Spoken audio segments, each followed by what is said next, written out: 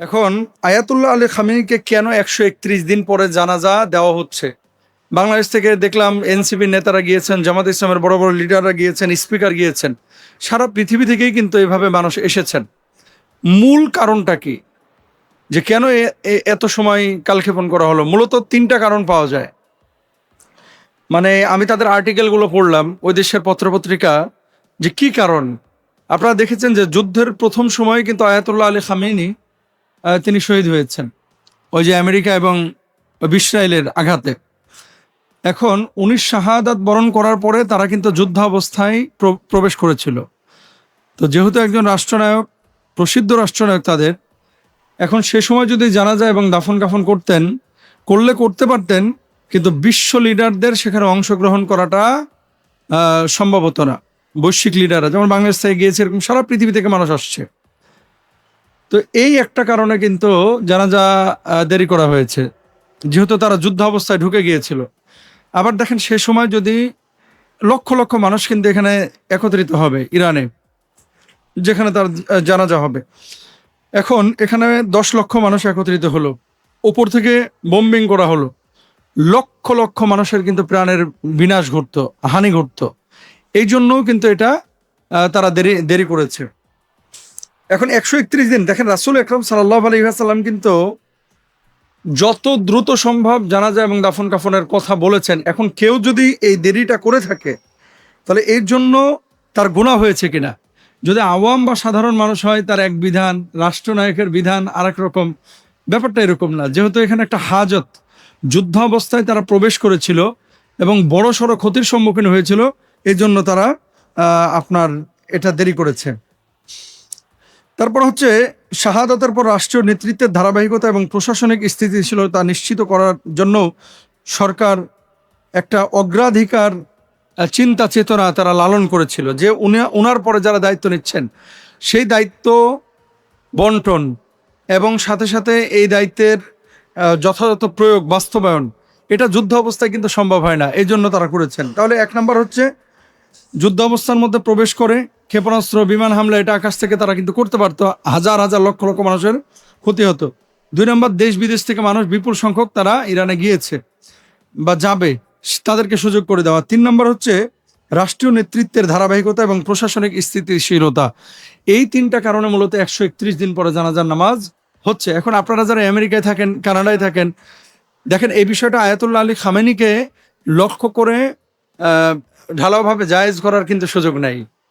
যত দ্রুত সম্ভব এটা দাফন কাফন করে দেওয়া, এটা হচ্ছে নবীজি সাল্লাল্লাহু আলাইহি ওয়াসাল্লামের আদেশ এবং সুন্নাহ। আরেকটা বিষয় আপনাদেরকে বলি, যে এই জানাজাকে কেন্দ্র করে সারা পৃথিবীর মুসলমানদের ভিতরে একটা সফট কর্নার তৈরি হয়েছে। সবাই কিন্তু ঐক্যের কথা বলছি, সবাই ভালোবাসা মায়া দেখাচ্ছি। তারা এবার বাংলাদেশে এসে বা নিজ দেশে গিয়ে কিন্তু ইনফিরাতি ছোট ছোট বিষয় নিয়ে বিভাজন তৈরি করছে। এজন্য আসলে মুসলমানদের ওয়ান উম্মাহ কনসেপ্ট অ্যাকসেপ্ট করা উচিত। ২ নম্বর, সারা পৃথিবীর মুসলমানরা একটা দেহের মতো, এটাই ভাবা উচিত। আল্লাহ আমাদেরকে বুঝদান করুক। আয়াতুল্লাহ আলী খামেনি রহিমাহুল্লাহকে তারা ভুল ত্রুটি ক্ষমা করে আল্লাহ মাফ করে দেন, আমিন। কালকে এক সেমিনারে আল্লামা মামুনুল হক সাহেব খুব কাঁদলেন এবং তার ভিতরের আকুতিগুলো প্রকাশ করলেন। সম্প্রতি দেখা যাচ্ছে আকীদাগত বিষয় নিয়ে আবার ধাক্কাধাক্কি খুব বেশ জোরালোভাবে শুরু হয়েছে। এমত অবস্থায় আমরা সাধারণ মানুষ যাব কোথায়, আপনারা যদি এভাবে ধাক্কাধাক্কি করেন? আসলে যদিও প্রশ্নটা সোশ্যাল মাধ্যমে বা অনলাইনে আমার কাছে এসেছে, কিন্তু বাস্তবতা এটাই। ওয়ান উম্মাহ কনসেপ্ট মানে সারা পৃথিবীর মুসলমানরা একটা দেহের মতো, আল মুসলিমু কাজাসাদিন ওয়াহেদ। এখন আকীদাগত বিভাজন, এটা কিন্তু প্রতিটা দেশেই আছে। এটাকে যখন আপনি বড় করে দেখবেন, তখন কিন্তু ইসলামের বড় সড়ো ক্ষতির সম্মুখীন হতে হবে এবং হবে। আচ্ছা, অনেকে বলে থাকেন যে বাংলাদেশ জামাতে ইসলামী হচ্ছে ইসলামের জন্য সবচেয়ে বড় ক্ষতির কারণ।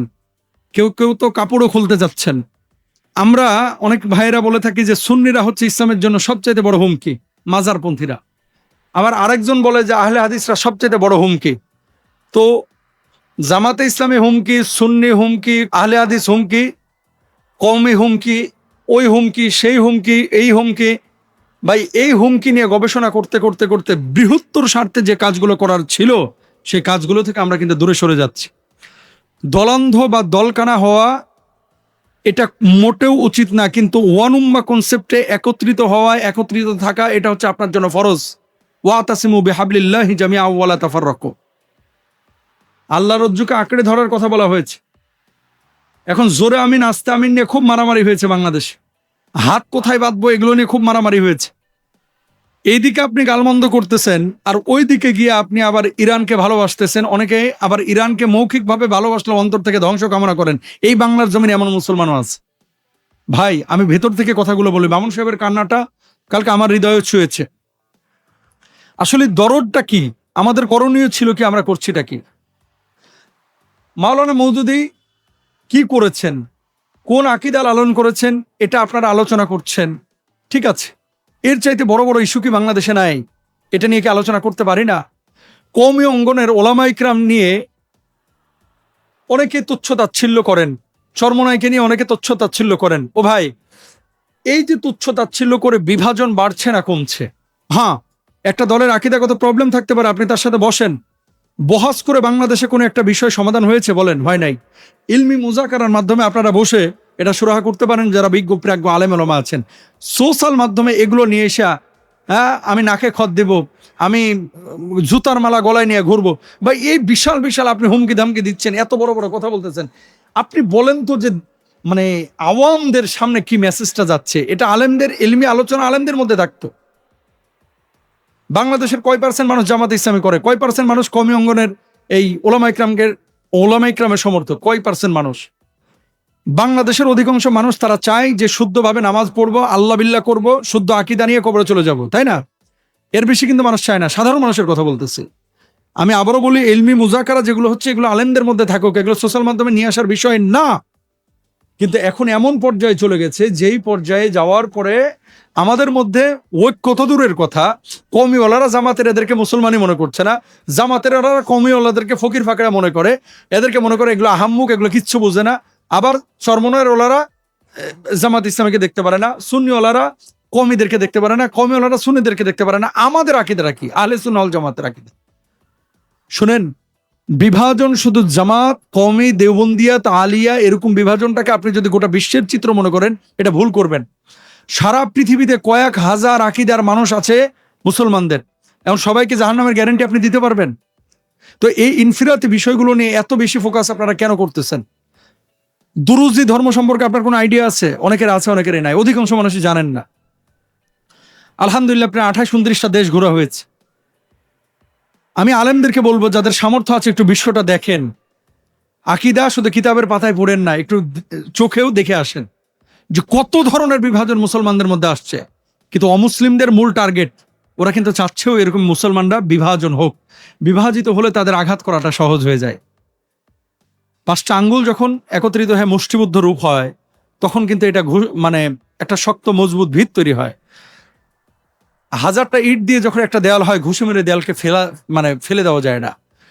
100টা সুতা দিয়ে যখন একটা রশি বানানো হয়, এটাকে ছিঁড়ে ফেলা যায় না, কিন্তু একটা ইট ফেলে দেওয়া যায়, একটা আঙ্গুল ভেঙে ফেলা যায়, একটা সুতা ছিঁড়ে ফেলা যায়। সারা পৃথিবীর মুসলমানদের ভিতরে শিয়া সুন্নি সহ দুরুজি, তারপরে হাম্বলি, শাফি, মালিকি, হানাফি, কত ধরনের বিভাজন আমরা তৈরি করেছি। আকীদাগত বিভাজন আমরা থাকতে পারে। আপনি দেখেন যে সে আল্লাহ রাসূলকে মানে কিনা, সে এক কোরআনে বিশ্বাস করে কিনা, সে এক আল্লাহ বিশ্বাস করে কিনা, আমার নবীকে নবী হিসেবে মানছে কিনা, আখিরাতকে বিশ্বাস করছে কিনা, ইমানের মৌলিক পাঠগুলো তার ভিতরে আছে কিনা। যদি থাকে ভাই, একটু মেনে নেন না। বৃহৎ স্বার্থে এদেশে সুদ, ঘুষ, জেনা, ব্যভিচার, অত্যাচার, জুলুম, নির্যাতন, কত কিছু এদেশে ইস্যু আছে। এগুলোর দিকে না যায় খালি কোন কিতাবের মধ্যে ইবনে কাসির কি বলেছেন, মওদুদী কি বলেছেন, হুসাইন আহমদ মাদানী রহিমাহুল্লাহ কি বলেছেন, এগুলো নিয়ে আমরা মারামারি কাটাকাটি করতে গিয়ে আসলে মূল জায়গা থেকে আমরা দূরে সরে যাচ্ছি। দেখেন, ওয়ান উম্মাহ কনসেপ্ট এটা ধারণ করেন। সবাই আমাদের ভাই। কওমি উলামা ইকরাম, আহলে সুন্নাহ ওয়াল জামাআহ, সুন্নি, মাজারপন্থী, যারা আল্লাহ নবীকে বিশ্বাস করেছে, সবাই আমাদের ভাই। হ্যাঁ, আকীদাগত বিভাজন থাকলে ইলমি মুজাকারা তার সাথে হতে পারে। রেশারেশি করে আপনি নিজেকে খুব জাহির করছেন, আপনি বিশাল বড় ইলমের জাহাজ, আপনার চাইতে বড় বড় ইলমের জাহাজ বিভিন্ন জায়গায় আনাচে কানাচে চিপাচাপাই পড়ে আছে। আমাদের মূল সমস্যা কি জানেন? অল্প কিছু জানলে আমরা মনে করি বিশাল কিছু আমি হয়ে গেছি। আপনি যে বহাস করতে যাচ্ছেন, এই বহাস করে বাংলাদেশে একটা বিষয় দেখান যে সমাধান হয়েছে, হয় নাই? তাহলে আলেমদের বিষয় আলেমদের মধ্যে রাখা উচিত। এখন সোশ্যাল মাধ্যমের যুগ, আপনি একটু হাসি মারছেন, আপনি একটা বিষয় থ্রো করতেছেন, এটা কোথায় যাচ্ছে পাবলিকের সেন্টিমেন্টে, এটা কি ইফেক্ট করতেছে, এটা আপনাদের বুঝতে হবে ভাই। আল্লাহ তালা আমাদেরকে বোঝার তৌফিক দান করুক। মামুন সাহেবের যে দরদটা, এটা আমাদের হৃদয় ছুঁয়েছে। মামুন সাহেব যে কথাগুলো বলেছে, এই কথার সাথে আমরা একমত।